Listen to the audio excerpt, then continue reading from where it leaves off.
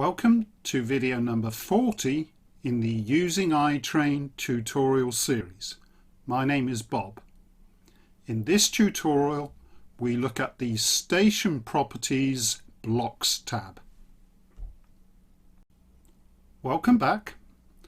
This is a change to the expected video that I announced at the end of the last tutorial.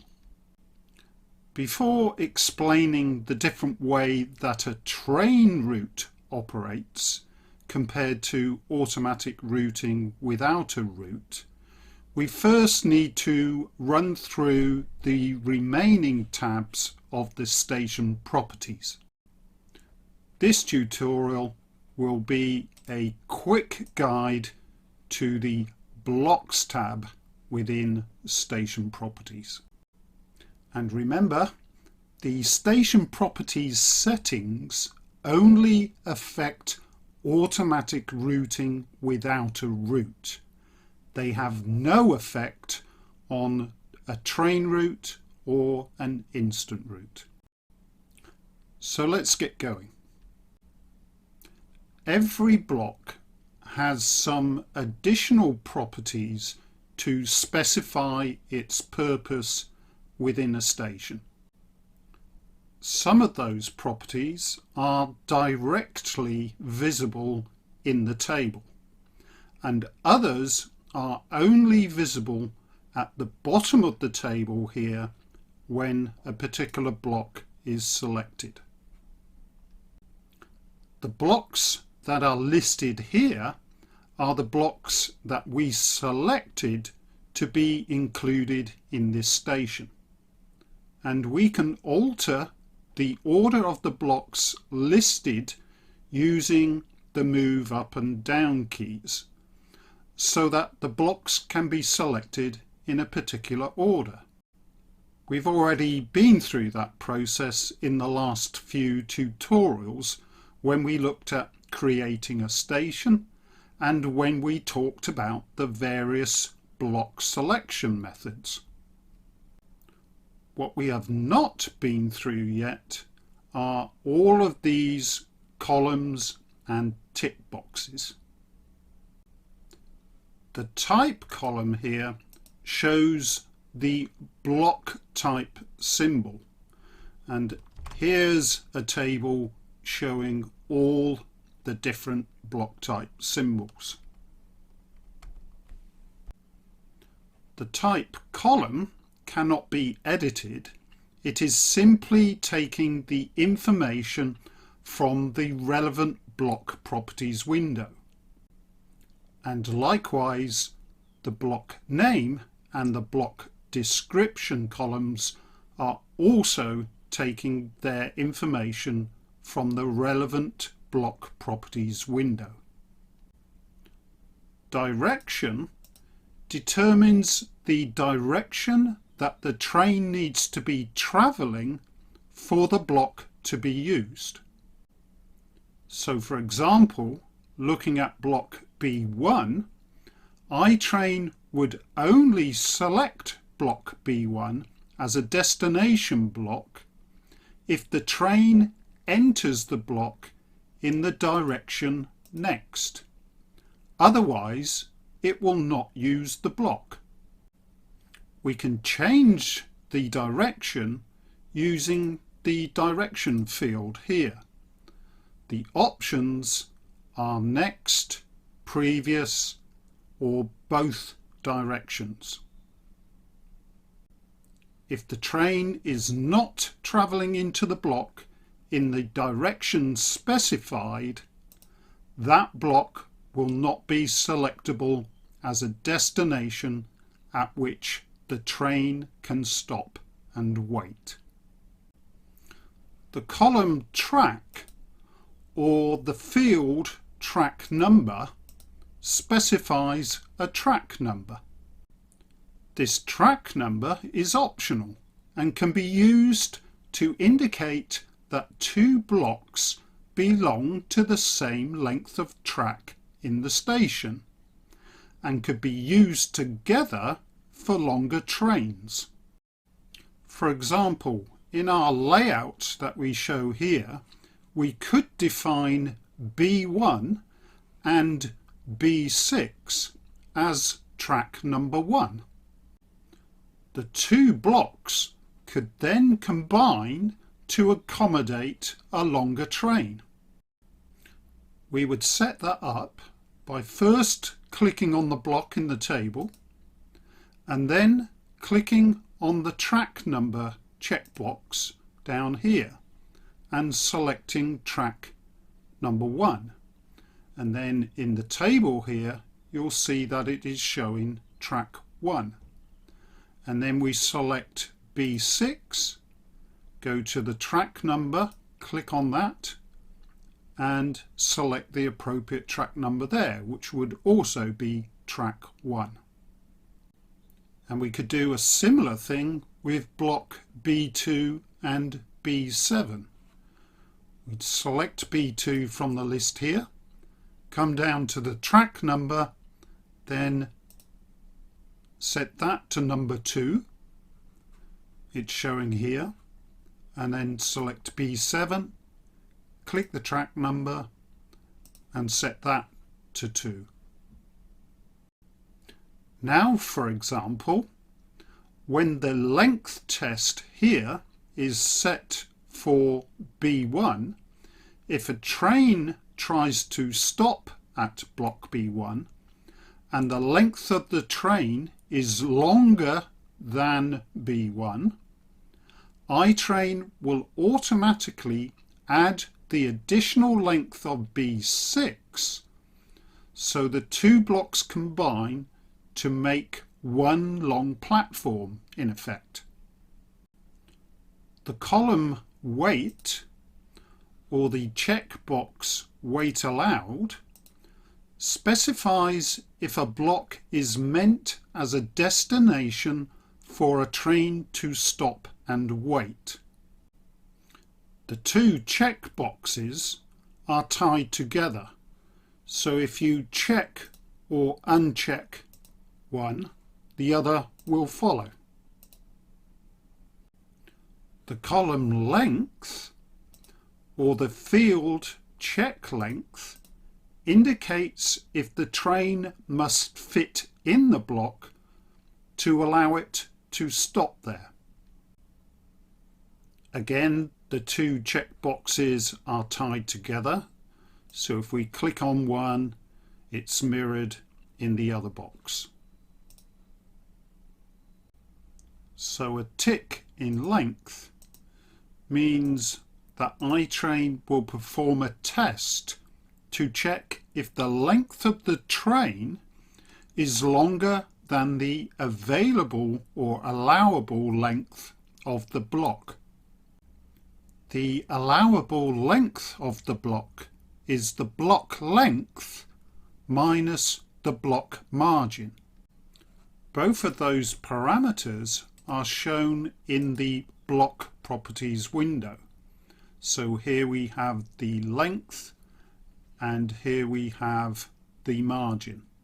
So the allowable block length for B1 would be 50 centimeters minus 5.7 centimeters, which is 44.3 centimeters. So only trains that are 44.3 centimeters or shorter can use B1 when the length test is ticked. If the length test is not selected, then a train of any length would be allowed to use this block as a destination to stop and wait. But note that this test is only active when there is a valid wait also active in that block. Blocks that have the same track number, like B1 and B6, would be added together. They are both 50 centimeter long blocks, so the allowable block length would be 50 centimeters plus 50 centimetres minus one of the margin figures, whichever is the longest margin figure. Because you may remember back quite a few tutorials ago, the type of block determines the margin value. So these are both station blocks and they both have the same margin value of 5.7. So it would be 50 plus 50 minus 5.7, which equals 94.3 centimetres. So if a train that was longer than the length of B1 tried to stop and wait at B1, it would still be allowed to do that because the combined length of the blocks would be added together to create an effective longer platform. The column Shuttle indicates to iTrain that this is the preferred block to use for a shuttle train if the block is available. Otherwise, another block would be used. We can think of it as a hint or a suggestion to iTrain to use this block for a shuttle train, and it is not a must-do command. The pass column indicates that a train is allowed to pass through this block. The train may or may not stop at the block depending if the wait setting is set or not. The wait, length and pass columns work in combination, so it can be a little difficult to interpret their combined meaning. So I've created a truth table which will hopefully help. So here's the truth table, and it mimics what we see in a single row on the actual truth table. Each row in the truth table shows the different combinations of ticks that are possible for a block. And next to each combination, it states what that combination will produce. I've excluded the shuttle parameter because, as we saw earlier, that simply is a suggestion to iTrain that this is the preferred block to use for a shuttle train. So how do we use the truth table? Well, we look at the various tick combinations in the truth table and match that to the actual combination shown for a particular block in the station. So if block 1 had all the checkboxes unticked, that would match to this configuration here, and it says iTrain will never select a path that contains this block. And if a block just has the pass ticked, like on B6 or B7, if we match that up to the truth table here, we see that it says iTrain may select a path that contains this block but never stops. However, a train is allowed to pass through the block. In the previous configuration, where the pass was unticked, iTrain could not select a path with this block in it at all. But with the pass ticked, it would be allowed to use the block to pass through without stopping. The next combination has just the length ticked. But remember, length is not valid unless a wait is also valid. So this configuration will actually behave exactly like this first combination. The length test is redundant and therefore it has no effect on this combination. And if length and pass are both ticked, this produces the same result as the second combination here, because again the length test is redundant and therefore it has no effect with this combination because there is no weight specified for this block. Here we see that just the weight is ticked on its own, and this means iTrain will only select a path to this block when a weight will occur regardless of the length of the train, but it will not allow a train to simply pass through the block without waiting because the pass is not ticked. Wait and pass means that iTrain may select a path containing this block whether a wait will occur or not, and regardless of the length of the train. The combination of weight and length on their own means that iTrain will only select a path to this block when a wait will occur and the train fits into the block.